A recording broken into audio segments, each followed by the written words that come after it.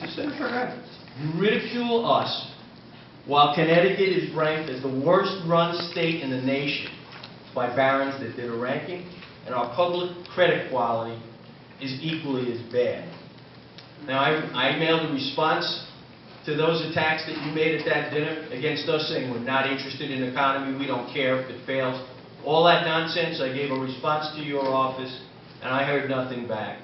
But in that response, included a challenge to come out and publicly debate us on these issues. And if you think the Tea Party is all wrong with our focus on spending, taxing, and regulations, come out and take us on.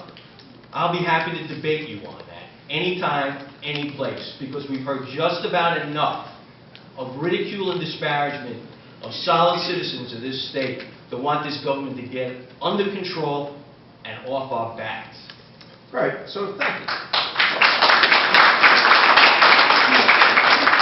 When I look at the chart and calculate what average spending increase has been during my administration versus the two prior ones. All right?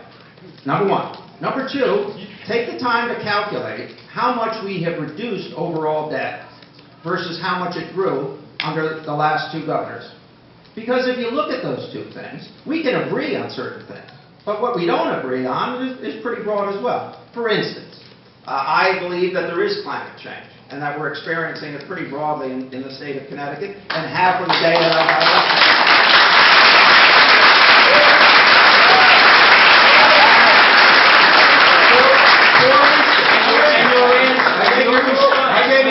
And the answer, the bottom line to that is more taxes, right? At the end, climate change.